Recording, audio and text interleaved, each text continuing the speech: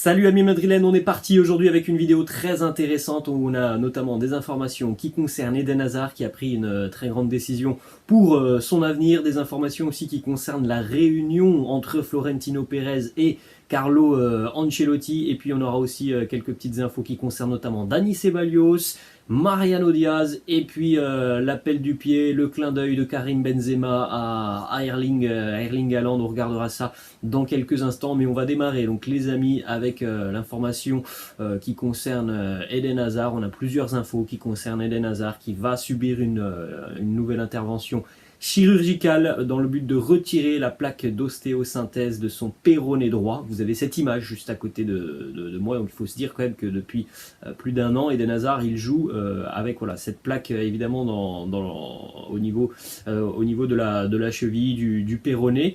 Donc il va la retirer pour son bien aussi, pour son bien mental. Il y a visiblement des irritations près de l'endroit où se trouve la plaque. Pour éviter tout risque d'infection, elle va être retirée. Il sera donc absent pendant environ un mois. On parle d'un mois à un mois et demi d'absence pour Eden Hazard. Cette opération, voilà, on l'a dit, elle est nécessaire tout autant physiquement que mentalement pour Hazard, dans le but évidemment de retrouver aussi la plénitude de ses capacités physiques. Pendant plus d'un an, on a cru que Hazard allait pouvoir jouer tout simplement avec cette plaque et retrouver ses capacités. Ça n'a pas été concluant. Donc la décision a été prise côté madrilène. Donc on va évidemment hypothéquer toute la fin de saison de Eden Hazard, et lui aussi a pris ce choix pour pouvoir aussi éventuellement disputer le mondial en fin de saison. Il fallait agir, il fallait prendre une décision. Donc la décision a été prise. On a une déclaration du sélectionneur de la Belgique, Roberto Martinez, qui nous dit: Eden a besoin de cette opération, c'est une décision médicale qui vise à résoudre un problème qui existe depuis longtemps. Auparavant, la méthode conservatrice était utilisée, mais maintenant il est temps de résoudre le problème d'une autre manière. Voilà, il a utilisé les bons mots.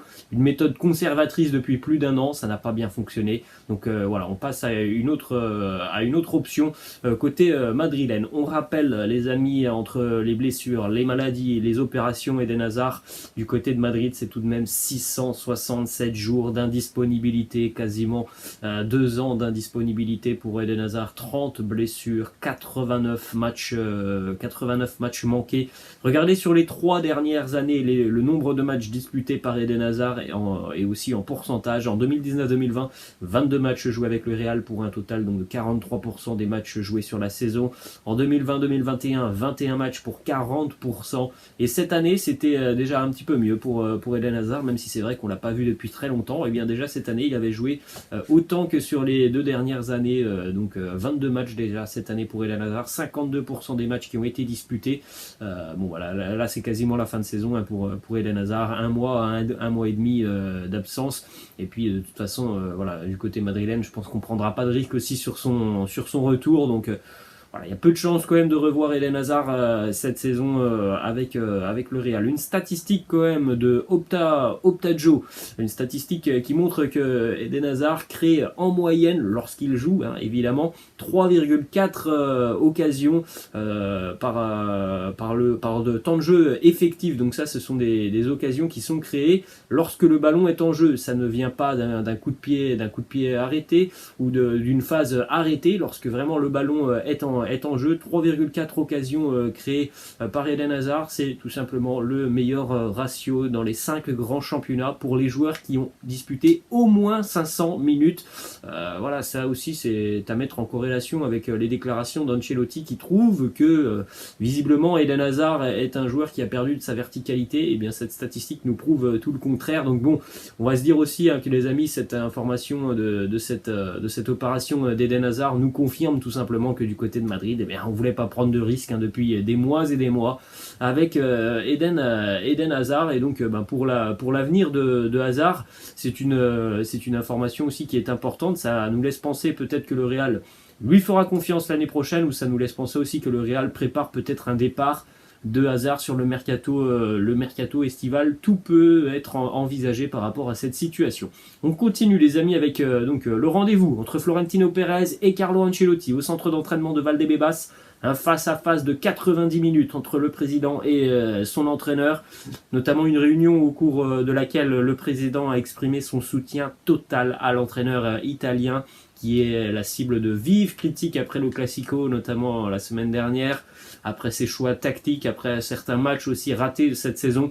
Florentino lui a accordé donc son soutien total, donc ça confirme les infos qui sont sorties un petit peu régulièrement depuis le début de semaine. Voilà, Carlo n'est pas menacé côté Real. On enchaîne aussi avec la déclaration de Dani Ceballos qui a envie d'apporter sa pierre à l'édifice sur la fin de saison côté madrilène. Il nous dit c'est le bon moment pour qu'Ancelotti parie sur moi. Le coach a confiance en moi. C'est maintenant qu'il peut miser sur moi, surtout dans cette dernière ligne droite de la saison où on va vraiment avoir des échéances importantes.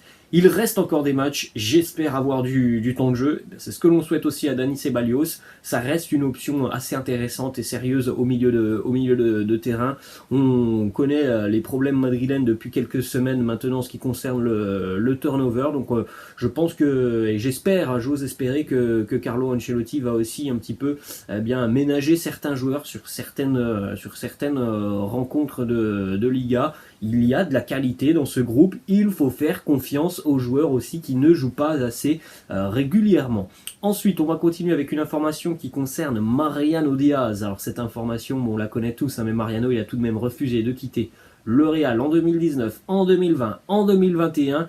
Le Real va de nouveau tenter cet été de le faire partir, mais le gros frein au départ de Mariano Diaz, on le connaît, c'est surtout le salaire du joueur qui effraie évidemment tous les courtisans, et puis aussi le fait que le joueur, lui, ne fait aucun effort pour quitter Madrid. Il se plaît très très bien à Madrid, de par notamment la vie dans la capitale madrilène. On continue les amis avec une très très bonne nouvelle en ce qui concerne les dossiers Haaland et Mbappé. La Liga a confirmé que la limite salariale du Real Madrid allait rester à 739 millions d'euros. Actuellement, le Real n'utilise que 528 millions d'euros de cette limite. Et on rappelle qu'on en a parlé il y a quelques jours que l'objectif pour cet été, c'est aussi le départ de certains joueurs qui ont de très gros salaires côté madrilène. Le Real souhaiterait libérer aussi à peu près 60 millions d'euros de plus cet été. Il est donc financièrement très probable et possible de signer Mbappé et Haaland sur le même mercato parce que tu as une énorme marge en ce qui concerne la masse salariale. On va continuer les amis donc avec cette information et ce petit clin d'œil de Karim Benzema à Erling Haaland. Tout comme il l'a fait avec Mbappé, Benzema a entamé des démarches pour amener Haaland au Real Madrid. Les deux joueurs se respectent et s'admirent mutuellement. On en a eu un nouvel exemple et une nouvelle preuve sur les réseaux sociaux alors que Haaland avait marqué vendredi avec sa sélection norvégienne. Il a posté une photo sur les réseaux sociaux Erling Haaland de son but. Cette photo a été très rapidement likée par Karim Benzema. Alors peut-être que ça peut paraître un geste anodin, mais voilà, c'est tout de même quelque chose de très appréciable pour Haaland qui like beaucoup de photos de Karim Benzema. On a souvent entendu parler aussi du fait que Benzema avait mis la pression au Real pour ne pas engager Haaland qui serait un concurrent pour lui. Pas du tout, ça n'a pas l'air de gêner outre mesure Karim Benzema qui le sait, il peut être compatible avec Haaland et partager le vestiaire avec le Norvégien malgré la concurrence donc que cela implique. Ça ne posera pas de problème à Karim Benzema. C'est un joueur intelligent, c'est un homme aussi très important dans un vestiaire. Et je pense aussi que Haaland est un homme très très intelligent qui réfléchit mûrement son projet pour son avenir et il le sait certainement aussi que de travailler à côté d'un Karim Benzema, ça ne peut qu'être bénéfique aussi pour lui et pour tout simplement continuer à progresser. Donc c'est quelque chose de très intéressant de voir aussi ce qu'a fait Karim Benzema avec Kylian Mbappé. On espère que ça va aussi continuer avec Erling Haaland.